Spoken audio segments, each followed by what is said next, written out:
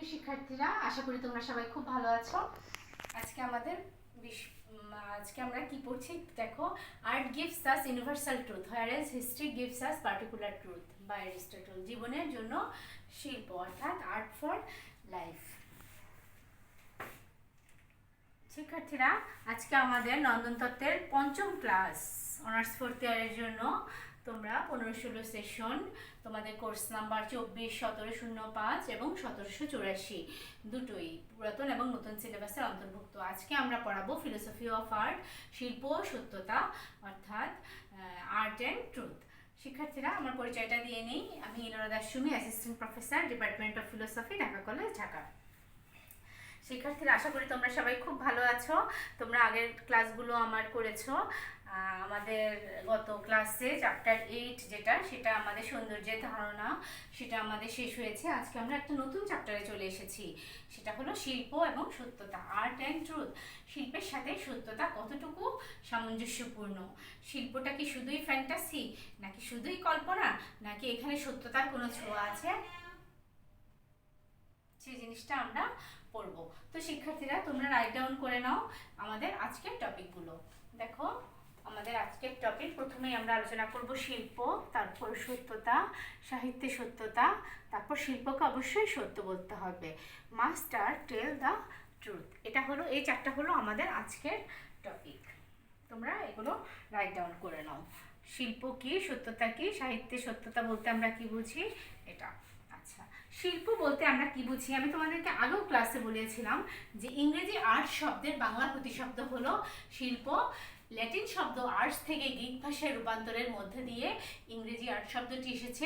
W.B. ওর্সফিল্ড তার judgement in literature গ্রন্থে বলেছেন, art is an element of the life of civilised man, যে শিল্পটা হলো সভ্য মানুষের উপাদান। শিল্পের সংজ্ঞা দিতে গিয়ে তোমাদেরকে মনে আছে কিনা আমি এই কথাগুলো বলেছিলাম। যারা শিল্প সৃজন করেছেন তাদেরকে বলা হয় শিল্পী, আর যারা শিল্প দেখে আনন্দ পায় তাদেরকে বলা হয়েছে শিল্পরসিক। শিল্পীর সৃষ্টি বস্তুটাই হলো শিল্প। শিল্পের স্বরূপ সম্পর্কে হার্বার্ট রিড তার দ্য মিনিং অফ আর্ট গ্রন্থে বলেছেন, art is most simple, most usually defined as an attempt to create pleasing forms. অর্থাৎ শিল্পটা অ্যাবসলিউটলি এখানে কি করছে? আনন্দকে প্রকাশ করছে, এবং শিল্পী শিল্প সৃষ্টি করছেন এবং আনন্দরসিক তা থেকে শিল্প গ্রহণ করছেন। রিডের প্রদত্ত সংজ্ঞা থেকে আমরা তিনটা জিনিস পাই। 1 নম্বর শিল্প স্রষ্টা, তারপরে শিল্প সৃষ্টি, তারপর হলো শিল্প রসিক। দৃশ্য বা অদৃশ্য কোনো ভাবরূপ শিল্পী চিত্রসী নবরূপায়িত হয়ে যে স্থিতিশীল রূপ ঘটে, সেটাই হলো শিল্প।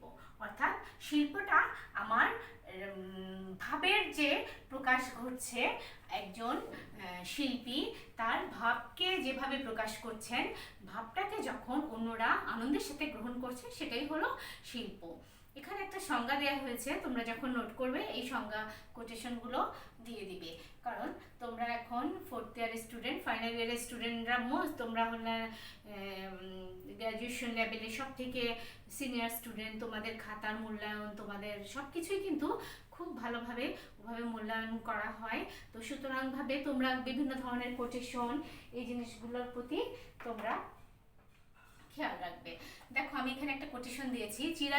চিরন্তন নৈসর্গিক প্রকৃতিকে শিল্পী নিজস্ব অভিজ্ঞতা থেকে উদ্ভূত রং, রেখা, শব্দ বা রূপকের আশ্রয়ে প্রকাশ করে সেই অনুভূতি অন্যের মনে সঞ্চারের মাধ্যমে একটি পরিচয়বোধের সঞ্চারণ ঘটনাকে শিল্প বা আর্ট হিসাবে অভিহিত করা হয়। অর্থাৎ আমি একটা জিনিস সৃজন করব, সেই জিনিসটা অন্যের মধ্যে যে ভাবরসের সৃষ্টি করবে, সেখানেই কিন্তু আমার শিল্পের সার্থকতা।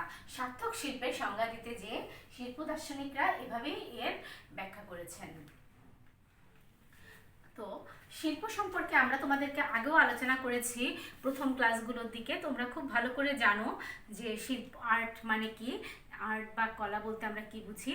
তো তোমরা এই জিনিসগুলো মানে রিডের সংজ্ঞাটা তোমরা একটু পড়বে। হার্বার্ট রিডের সংজ্ঞাটা পড়ে সংজ্ঞাটা থেকে যে বিষয়বস্তুগুলো আমরা পাই, সেই জিনিসগুলো তোমরা সন্ধান করার চেষ্টা করবে। তারপরে দেখো শিক্ষার্থীরা, তোমরা আর তো তোমরা জানোই, বুঝো। এরপরে যে জিনিসটা আসছে সত্যতা, ট্রুথ। আমাদের আজকের চ্যাপ্টারের নাম হলো শিল্প এবং সত্যতা। সেই ক্ষেত্রে আমাদেরকে শিল্প সম্পর্কে আমাদের তো জানতেই হবে এবং সত্যতা সম্পর্কে আমরা এখন জানবো যে সত্য বলতে আসলে আমরা কি বুঝি। সত্য হচ্ছে ধর্মশাস্ত্র এবং দর্শনশাস্ত্রের একটি মৌলিক শক্তি। তোমরা জানো, তোমরা যারা ইন্টারমিডিয়েট লেভেলে যুক্তিবিদ্যা পড়েছো, সেখানে কি বলা হয়েছিল যে সত্য থেকে মিথ্যা যুক্তিকে আলাদা করে, বৈধ যুক্তি থেকে অবৈধ যুক্তিকে আলাদা করে যুক্তিবিদ্যার কাজ, দর্শনের একটি শাখা যুক্তিবিদ্যা। তো সেটাই হচ্ছে, সত্য হচ্ছে ধর্মশাস্ত্র এবং দর্শনশাস্ত্রের একটি মৌলিক শক্তি, যা কর্তৃক বা যা দিয়ে বিশাল এই সসীম জগৎ সৃষ্টি হয়েছে। বিশ্বাস বা ধারণা যা প্রকৃত বিষয় বা ঘটনার সাথে যোগাযোগের সত্যিবন্ধন গড়ে তুলেছে। যদি কোনো বিষয় প্রকৃতিই ঘটেছে বলে মনে করা হয়, তখন তা সত্য হিসেবে বিবেচিত হয়। যিনি সত্য কথা বলেন বা লেখেন তিনি সত্যবাদী নামে পরিচিত। প্রাচীনকালের প্রাচীন পৌরাণিকে মহাভারতে আছে, যুধিষ্ঠিরকে বলা হতো যে সত্য বা সত্যবাদী যুধিষ্ঠির। এখনো কাউকে যদি যে খুব সত্য কথা বলে বা সত্য পথে চলে, তাকে বলা হয় যে সত্যবাদী যুধিষ্ঠিরের সাথে তুলনা করা হয়। তিনি কখনো মিথ্যা কথা বলতেন না, তিনি ধর্মরাজ হিসাবে পরিচিত। মহান দার্শনিক অ্যারিস্টটল বলেছেন, যদি বলা হয় এটি না মিথ্যা, ধরো কোনো বিষয় সম্পর্কে আমরা জানি, মনে করো রক্তের রং লাল, আমরা যদি বলি রক্তের রং নীল, তাহলে কি আমাদের এটা হবে? আমাদের এটা হবে না। আমাদেরকে বলতে হবে রক্তের রং লাল, সেই সত্যটা আমাদেরকে প্রকাশ করতে হবে। আর শৈশবকাল থেকে আমাদেরকে শিক্ষা দেওয়া হয় যে সদা সত্য কথা বলবে। এটা হলো তো তোমার হিন্দু ধর্মের আলোকে। আর মুসলিম ধর্মও কিন্তু ইসলাম ধর্মে হযরত বায়েজিদ বুস্তামি কর্তৃক ডাকাত দলের কাছে স্বর্ণমুদ্রা থাকা সত্য কথার উপকথা হিসেবে পরিচিত। ডাকাত দলের কাছে তিনি লুকাতে পারতেন যে আমার কাছে কোনো স্বর্ণমুদ্রা নাই, কিন্তু তিনি সেটা বলেননি, তিনি স্বর্ণমুদ্রাগুলো বের করে দিয়েছেন। তাহলে দেখা যায় কি, প্রত্যেকটা ধর্মে সত্যকে গুরুত্ব দেওয়া হয়েছে এবং ধর্মের কথা বাদ দিয়ে আমরা আমাদের শিল্প সাহিত্যে সব ক্ষেত্রে সত্যতার বিষয়টাকে আমরা গুরুত্ব দিব। অসত্য কোনো কিছুর বর্ণনাকে মিথ্যার পর্যায়ে ফেলা হয়, অর্ধসত্য বিষয়ে সত্য মিথ্যা সংমিশ্রণ, বা সেখানে যদি আমরা সত্য তুলে ধরি, পূর্ণাঙ্গ বিষয়টি উপস্থাপন করা হয় না। কোনো বিষয়টি যদি আমাদের কাছে কনসেপ্ট ক্লিয়ার না থাকে, কোনো বিষয়টি যদি আমাদের কাছে মনে হয় যে এখানে সত্য মিথ্যার বিষয়টি আছে, বিষয়টি আমাদের কি হয়, আমাদের কাছে বিভ্রান্তর সৃষ্টি করে। আর সত্য ঘটনার চেয়ে, সত্য বিষয়ের চেয়ে আমি যদি মিথ্যা বিষয়কে বেশি প্রাধান্য দেই এবং আমি কল্পনার মাধ্যমে মিথ্যাকে আশ্রয় করে আমি আমার জীবন পরিচালনা করি, সেখানে দুঃখ ছাড়া আর কিছুই পাওয়া যায় না। সত্যের জয় চিরদিনই হয়। যিনি মিথ্যা কথা বলেন তিনি মিথ্যাবাদী বা মিথ্যুক নামে সমাজে পরিচিত পান। সকলেই তাকে ঘৃণা করে থাকে। তাছাড়াও মহামান্য আদালতে সাক্ষ্য প্রমাণের সময় ব্যক্তিকে যাহা বলিব সত্য বলিব, মিথ্যা বলিব না ইত্যাদি শপথ বাক্য পাঠ করতে হয়। সত্যতা কথাটির বিভিন্ন অর্থ আছে। দৈনন্দিন জীবনে সত্যতা কথাটিকে আমরা বিভিন্ন অর্থে ব্যবহার করে থাকি। সত্যতা নিম্নলিখিত অর্থে ব্যবহৃত হয়। 1 নম্বরটা আসছে, বাকিগুলো আসছে তোমরা একটু দেখো। দৈনন্দিন জীবনের অধিকাংশ সময়ে আমরা সত্যতা বলতে খাঁটি বা প্রকৃত অর্থে বুঝে থাকি, অর্থাৎ নির্ভেজাল বা প্রকৃত শব্দ বোঝাতে সত্য শব্দটি প্রয়োগ করা হয়। আর বাকি দুইটা আমি তোমাদেরকে বলছি যে কোনো ব্যক্তি বিশেষের প্রতি গুরুত্ব প্রদর্শন করতে গিয়ে অনেক সময় সত্যতা শব্দটি ব্যবহার করা হয়। যেমন কোনো শিল্পীকে যখন সত্যিকারের শিল্পী বলে অভিহিত করা হয়, তখন তাকে কেবল শিল্পী বলেই আমরা সম্বোধন করি না, সাথে সাথে সেই ব্যক্তিটির মধ্যে যে শিল্পী গুণ রয়েছে তাকেও নির্দেশ করে থাকি। এখানে সংশ্লিষ্ট ব্যক্তির গুরুত্ব উল্লেখ করতে গিয়েই আমরা সত্য শব্দটি ব্যবহার করছি। এই যে সত্য কথাটির যে আমরা বিভিন্ন অর্থে ব্যবহৃত হয়, তার দুটো আমি বললাম তোমাদের এখানে স্লাইডে, বাকি দুটো আসেনি কোনো কারণে। 3 নম্বরটা দেখো, আবার কোনো কোনো সময় আমরা বচনের গুণ বা বৈশিষ্ট্যকে প্রকাশ করতে গিয়েও আমরা সত্যতা শব্দটি ব্যবহার করে থাকি। যেমন 1988 সালে বাংলাদেশে মহাপ্লাবন সংঘটিত হয়েছিল, এই কথাটি সত্য। এখানে সত্যতা শব্দটিকে এই বচনের গুণ বা বৈশিষ্ট্য হিসেবে ব্যবহার করা হয়েছে। তাই বলা যায় সত্যতা বলতে বচনের বৈশিষ্ট্যকেই আমরা কি করি, নির্দেশ করে থাকি। তারপরে দেখো আমাদের আসছে সাহিত্যে সত্যতা। সাহিত্যে সত্যতা আমরা আসলে আমাদের এই চ্যাপ্টারটার নাম হলো শিল্প এবং সত্যতা। শিল্প এবং সত্যতা আলোচনা করতে গিয়ে আমি তোমাদেরকে প্রথমে শিল্প সম্পর্কে আলোচনা করেছি, এখন আমি তোমাদেরকে সত্যতা সম্পর্কে বলছি যে truth in literature. Morris Wells তার ট্রুথ ইন লিটারেচার প্রবন্ধে বলতে চেয়েছেন শিল্পকর্মের সত্যতার দাবি আছে। সঙ্গীত, চিত্রকলা, স্থাপত্যকলায় সত্যতার বিশেষ সমস্যা আছে। ওয়েলস সাহিত্যের ক্ষেত্রে, বিশেষ করে নাটক, কবিতা, উপন্যাসের ক্ষেত্রে সত্যতার বিষয়টিকে প্রাধান্য দিয়েছেন। কিন্তু বিশেষ করে নাটক, কবিতা, এখানে আমার কাছে যেটা মনে হয় সত্যতার চেয়ে কল্পনাটা বেশি প্রাধান্য পেয়ে যায়। আই.এ. রিচার্ডস সাহিত্যের সত্যতা সম্পর্কে চমৎকার ব্যাখ্যা প্রদান করেছেন। তিনি প্রশ্ন করেন, can literature contain empirical truth? এই ভিত্তিতে তিনি নর্থক উত্তর প্রদান করেন যে সাহিত্যের ভাষা প্রাথমিকভাবে আবেগমূলক, সাহিত্যে আবেগের প্রয়োগটা বেশি ঘটানো হয়, এখানে সত্য মিথ্যা প্রকাশ করতে অসমর্থ। যে কোনো একটা নাটকে দেখবা যে দর্শকরা সেই জিনিসটাকে হয়তো চাচ্ছে না, কিন্তু লেখক দর্শকের বিপরীতে গিয়ে সেই জিনিসটার বিষয়টাকে বেশি গুরুত্ব দিচ্ছেন। সেখানে দেখা যায় যে বিভিন্ন ধরনের কনফ্লিক্টের সৃষ্টি হয়। সেই প্রসঙ্গে তোমাদের একটা নাটকের কথা বলি। কোথাও কেউ নেই বলে হুমায়ুন আহমেদের একটি নাটক ছিল। তো সেখানে বাকের ভাই বলে একজন মাস্তান টাইপের লোক ছিল, যদিও তিনি পরোপকারী। তো ওনার ফাঁসির আদেশ হয়েছিল, মিথ্যা একটা অভিযুক্ত করে ওনাকে ফাঁসির আদেশ দেওয়া হয়েছিল। সেই জন্য তৎকালীন মনে করো 20-25 বছর আগে, তোমাদের হয়তো তখন জন্ম হয়নি অনেকেরই, তোমরা জানোই না যে এই নাটকটাতে বাকের ভাইকে যাতে ফাঁসি না দেওয়া হয় এর জন্য কি হয়েছে, মিটিং মিছিল পর্যন্ত হয়েছে। ইভেন তৎকালীন প্রধানমন্ত্রী ছিলেন বেগম খালেদা জিয়া, তাকে পর্যন্ত রিকোয়েস্ট করা হয়েছে আপনি একটু লেখককে বুঝিয়ে বলেন যাতে। এখানে কিন্তু কি করা হয়েছে, মানুষের আবেগটা কাজ করেছে এবং লেখক মানুষের হৃদয়ের আবেগটাকে সেখান থেকে বের করে আনার চেষ্টা করেছেন। কিন্তু সত্য মিথ্যা কিন্তু এখানে প্রকাশ হয়নি। যদি সত্যটা প্রকাশ হতো তাহলে কিন্তু বাকের ভাইয়ের ফাঁসি হতো না। তো সেখানে আবেগ বিষয়টাকে বেশি গুরুত্ব দেওয়া হয়েছে এবং মানুষ কিন্তু আবেগতাড়িত হয়েছে। মানুষ আবেগতাড়িত হতে পছন্দ করে, মানুষ কাঠখোট্টা সত্যকে অনেক সময় মেনে নিতে চায় না। মানুষ আবেগের বশবর্তী হয়ে অনেক কাজ করে। আবেগটা মানুষের জীবনের অন্যতম অনুষঙ্গ। দেখো, সাহিত্যে সত্য মিথ্যা কিভাবে প্রকাশিত হয় সে সম্পর্কে সাম্প্রতিককালে লেখকরা মতামত দিয়েছেন। ট্রুসন, হার্ট, অনেক লেখক সাহিত্যিক সত্য মিথ্যা সমস্যা সম্পর্কে মতামত উপস্থান করেছেন। যাই হোক, তারা বাক্যে বর্ণনামূলক শব্দ কোনগুলো সত্য এবং কোনগুলো মিথ্যা তার স্বীকৃতি দিতেও তাদের প্রচেষ্টা অব্যাহত রেখেছেন। ইলিয়ট তার 4 কোয়ারেলসে বলেছেন, দেখো এখানে একটা তিনি সংজ্ঞা দিতে গিয়ে বলেছেন, man's curiosity searches past and future and clings to that dimension, but to apprehend the point of interaction of the timeless with time is an occupation for the saint, or no occupation either, but something given and taken in a lifetime's death in love. For most of us there is only the unattended moment, the moment in and out of time, the destruction feel lost in a shaft or sunlight. আচ্ছা শিক্ষার্থীরা, এটা তো ইলিয়টের কথা। Morris Wells তার প্রবন্ধে সত্য সম্পর্কে একটি নতুন ধারণা উপস্থাপনা করেছেন। আমি তোমাদেরকে এখানে স্লাইডে এই জিনিসটা দিইনি, তোমরা একটু আমার কথাটা একটু শুনে নাও। মরিস ওয়েলস তার প্রবন্ধে সত্য সম্পর্কে একটি নতুন ধারণা উপস্থাপন করেছেন। এক্ষেত্রে তিনি পার্স্টের রিমেম্বারেন্স অফ থিংস পাস্ট উপন্যাসের দৃষ্টান্ত ব্যবহার করেছেন। আমাদের সাধারণ পাঠক উপন্যাস সম্পর্কে একটি দীর্ঘ অল্প কতিপয় চরিত্র, স্থান, বস্তু, ঘটনার বর্ণনাকে বুঝে থাকেন, কিন্তু উপন্যাসের ঘটনা, কাহিনী, স্থান ও পাত্রপাত্রের বর্ণনা বাস্তবের সঙ্গে সত্য না হতে পারে।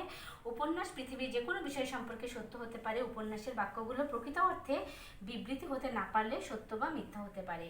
ওয়ার্ডস যেটা স্বীকার করেন তার মতে সৌন্দর্যের ক্ষেত্রে অস্তিত্ব বা অনস্তিত্ব, স্থান, কাল, ঘটনা এসব বিষয় বিবেচনা প্রয়োগ না করা যেতে পারে। লেখক মনে করেন অধিকাংশ সাহিত্যকর্মে সত্যতার দাবি মুদ্রিতভাবে বা উপদেশ আকারে বর্ণিত আছে, যাকে আমরা বলতে পারি জীবনের জন্য মারাত্মক ভাষ্য। বাক্য কিন্তু সত্য বা মিথ্যা দিয়ে শুরু হয় না, এগুলো জগৎ সম্পর্কে বিবৃতি প্রদান করে। বিবৃতির মধ্যে যেসব বিষয়গুলো সম্পর্কে থাকে যে একটি বাক্য সত্য হবে না মিথ্যা হবে, আমরা জগতের বিভিন্ন বৈশিষ্ট্যের আলোকে বিষয়গুলোকে ব্যাখ্যা দেওয়ার চেষ্টা করি এবং এগুলো সম্পর্কে আমাদের বিভিন্ন চিন্তাধারার পরিবর্তন ঘটতে পারে। আমরা সময় পরিস্থিতি বুঝে আমরা সত্য মিথ্যার ব্যাখ্যা দিয়ে থাকি। সেই ক্ষেত্রে কিন্তু আমাদের সবসময় যে আমরা নির্দিষ্ট কোনো ঘেরাটোপে আমাদের চিন্তাভাবনাকে আবদ্ধ করে রাখবো সেটা হতে পারে না। আমরা আমাদের চিন্তাশীলতা মননশীলতাকে এখানে গুরুত্ব দেব এবং চিন্তাভাবনার আলোকে আমরা আমাদের কাজ করব এবং এভাবে আমরা সাহিত্যে সত্য মিথ্যার বিষয়টাকে তুলে আনবো। তার মানে কি সাহিত্যে সত্যতা বলতে আসলে আমরা আসলে কি বুঝলাম, যে আসলে কি সাহিত্যে সত্যটা সেরকমভাবে প্রকাশিত? সেটা তোমাদের জন্য আমার একটা প্রশ্ন, যে সাহিত্যে সত্যতা কতটুকু কার্যকরী। প্রশ্নটা তোমরা রাইট ডাউন করে রাখো যে সাহিত্যে আসলে সত্যতা আমরা কিভাবে ব্যবহার করব, কতটা কার্যকরী। আর তোমরা যেহেতু 4th ইয়ারে তোমাদের কিন্তু কুইজ কোশ্চেন আছে, তোমরা সেই জিনিসটা খেয়াল করবে। তোমরা আমি তোমাদেরকে যে সমস্ত বইয়ে রেকমেন্ড করেছিলাম তোমরা কুইজ কোশ্চেনগুলো পড়বে, এক কথার উত্তরগুলো পড়বে, ছোট প্রশ্ন পড়বে এবং এই যে 4 মার্কের যে প্রশ্নের উত্তর সেখানে কিন্তু এই জিনিসটা আসতে পারে যে সাহিত্যের সত্যতার গুরুত্ব কতটুকু, সেই জিনিসটা তোমরা পড়বে। তারপরের টপিক দেখো, শিল্পকে কি অবশ্যই সত্য বলতে হবে? শিল্পটা কি অবশ্যই সত্য হবে? এখানে কি কোনো মিথ্যা থাকবে না? উইলহেম ওরিং বলেছেন, the fight of the mind before the unknown created not only the gods but also fostered। আকস্মিক ভয় থেকে শুধু পরম সত্তার ধারণা সৃষ্টি হয় না, সৃষ্টি হয় প্রথম শিল্প। তিনি এর সাথে আরো যোগ করে বলতে পারেন আকস্মিক ভয় থেকে সৃষ্টি হয় প্রথম বিজ্ঞান। কিন্তু এখানে আকস্মিকতা মাধ্যমে যদি শিল্পের মধ্যে আমি কোনো রং লাগিয়ে দেই, কোনো চাকচিক্য কোনো বস্তু সৃষ্টি করে ফেলি, তাহলে কি কিন্তু সেটাকে আমরা শিল্প বলতে পারবো না। সেই আকস্মিকতার মধ্যে বোধ থাকতে হবে, আত্ম উপলব্ধি থাকতে হবে, সেই আকস্মিকতার মধ্যে মিনিং থাকতে হবে, সেই আকস্মিকতাকে হতে হবে মিনিংফুল। সাধারণভাবে সাহিত্য এবং বিশেষভাবে কবিতা হলো জটিল শিল্প যা একজন তত্ত্ববিদ চিত্রায়ন করতে পারে। কবিতা আবশ্যিকভাবে সঙ্গীত এবং দৃশ্যমান শিল্পের চেয়ে ভাষাগতভাবে কাজ করে। বৈজ্ঞানিক তথ্য অনিবার্যভাবে ভাষায় প্রকাশিত হয়। বিবৃতি অনিবার্যভাবে ভাষার বাক্যে পরিণত হলে সেগুলো সত্য বা মিথ্যা হয়। কবিতা প্রথাগতভাবে ভাষার বাক্যে লিখিত হয়। আরও জটিল বাস্তব বিষয় হলো যে সত্য এবং মিথ্যা শব্দগুলো কবিতাতে ব্যবহৃত হয়। এই শব্দগুলো সঙ্গীত বা চিত্রকলায় ব্যবহৃত হয় না। কবিতা জগৎ সম্পর্কে স্বীকৃতি প্রকাশ করতে পারে, সত্য প্রকাশ করতে পারে না। পূর্ণিমার চাঁদ যেন ঝলসানো রুটি। তো গোল চাঁদ দেখে আমরা জগৎ সম্পর্কে হয়তো একটা স্বীকৃতি দিতে পারি, কিন্তু সত্যকে প্রকাশ করতে কখনোই পারবে না, কারণ পূর্ণিমার চাঁদ কখনোই একটি রুটি হতে পারে না এবং এখানে আমার ক্ষুধাও নিবারণ করতে পারে না। এখানে কল্পনা থাকবেই। সাহিত্যে কল্পনা আসলে শিল্পকে সত্য বলতে হবে কি না, শিল্প কতটুকু সত্য, হয়তো কোনো কবি বা কোনো সাহিত্যিক কোনো কিছু দেখলেন বা কোনো কিছু অবলোকন করার পর তিনি তার কল্পনার তুলির রং দিয়ে বিষয়টাকে ব্যাখ্যা করতে পারেন, কিন্তু বিষয়টার অস্তিত্ব যদি না থাকে আমরা কিন্তু সোনার পাথর বাচির বর্ণনা দিতে পারবো না, বা পঙ্খিরাজ ঘোড়া কি আসলেই উড়ে উড়ে চলে যায় কিনা সেটা শুধুমাত্রই আমাদের কল্পনার বিষয়বস্তু। আমাদের এটা বাস্তব জীবনে আসলে সেই জিনিসটা আমরা মিথ্যা সত্যি মিলিয়ে আমরা কি করি, কবিতা প্রকাশ করি এবং সেখানে আমরা আমাদের বিষয়গুলোকে বোঝার চেষ্টা করি। দুরার বলেছেন, শিল্প প্রকৃতির মাঝে লুকায়িত অবস্থায় থাকে। সেই লুকায়িত প্রকৃতির শিল্পকে আমাদেরকে কি করতে হয়, খুঁজে বের করতে হয়। এই মতকে হাইডেগার সত্য সম্পর্কিত তার নিজস্ব মত প্রকাশের ক্ষেত্রে ব্যবহার করেছেন। অর্থাৎ শিল্পের সত্য বাহ্যিক স্বরূপের উপর নির্ভর করে, সত্যের অবগুণ্ঠন উন্মোচনের উপর কাজ করে। কিন্তু কিভাবে? হাইডেগারের মতে সাদা চোখে যা দেখা যায় শিল্প তা বাদে অন্য কিছু তুলে ধরে। এটা একটা রূপক। শিল্পকর্মে যা নির্মিত হয় তাছাড়া অন্য কিছু প্রকাশিত হয়।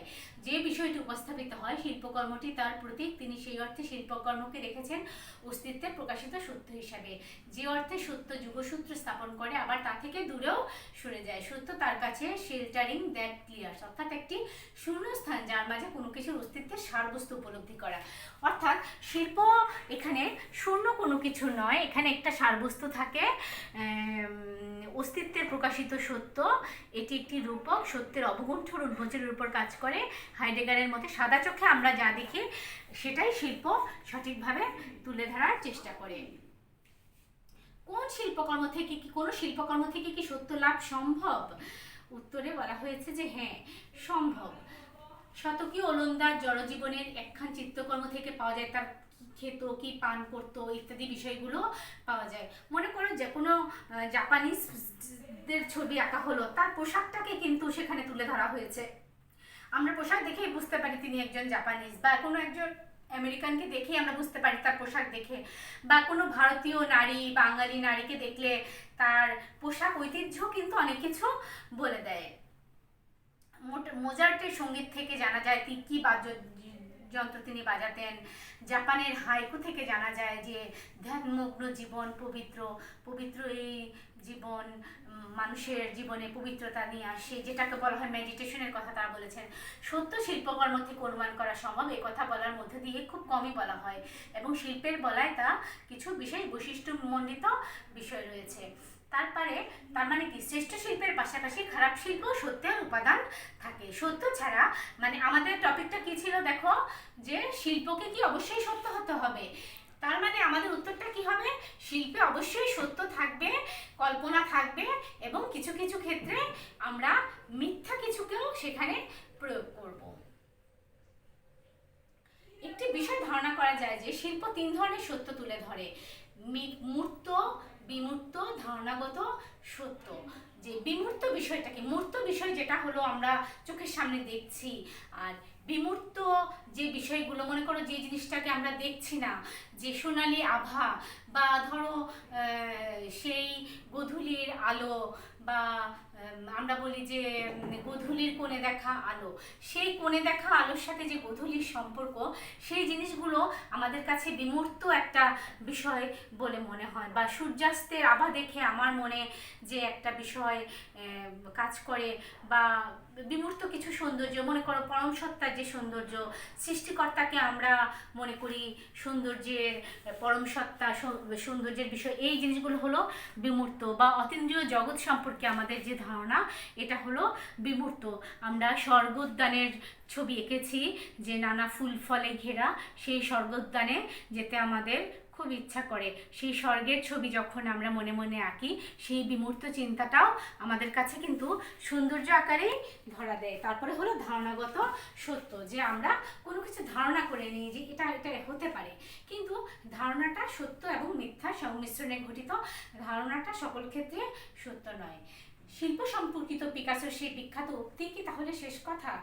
আমরা দেখো, we all know that art is not truth, art is the light that makes us realize truth, at least the truth that is given us to understand. The art must know the manner whereby to convince others of the truthfulness of the lies. তার মানে কি হলো, we all know that art is not truth, আমরা সকলেই জানি শিল্পটা সত্য নয়। art is a lie that makes us realize truth, at least আমাদেরকে সত্যটাকে বোঝার ক্ষমতা প্রদান করে, that is given us to understand, আমাদেরকে সত্যটাকে বোঝার ক্ষমতা প্রদান করে। The artist must know the manner whereby to convince others of the truthfulness of his lies. তো শিক্ষার্থীরা, তোমরা আশা করি আমার এই আজকের চ্যাপ্টারটা, আমাদের খুব ছোট আজকে চ্যাপ্টার, আজকেই শেষ, আর পড়ার কিছু নাই এখানে। আমরা তোমাদেরকে সাহিত্য, শিল্প এবং সত্য, সাহিত্যে সত্য কতটুকু কার্যকরী বা গ্রহণযোগ্য, এটা তোমাদের প্রশ্ন। এটা আমাদের হয়তো ছোট প্রশ্ন হিসাবে আসতেও পারে, বা বড় প্রশ্ন হিসাবেও আসতে পারে। তো তোমরা ওভাবে, আমি যেভাবে তোমাদেরকে বর্ণনা করেছি, তোমরা ওভাবে বর্ণনা করার চেষ্টা করবে। তোমরা ভালো করে ভিডিওটা দেখবে, দেখে কোনো প্রশ্ন থাকলে আমাকে প্রশ্ন করবে। আর এই তো আমার এই চ্যাপ্টার শেষ হয়ে গেল, আমাদের দেখা হবে পরবর্তী চ্যাপ্টারে, পরবর্তী ক্লাসে আমরা আবার দেখা হবে। আর তোমরা খুব ভালো থাকবে, আমার সাথে এতক্ষণ ছিলে এর জন্য অনেক অনেক ধন্যবাদ। আর কলেজ খুললে তো তোমাদের সাথে দেখা হবেই। আজ এ পর্যন্তই। তোমরা খুব ভালো থেকো, স্বাস্থ্যবিধি মেনে চলো, অন্যকে সচেতন করবে, নিজেরা সচেতন থাকবে, অন্যকেও সচেতন করার চেষ্টা করবে। আর ঠিক আছে, তাহলে আজ এ পর্যন্তই।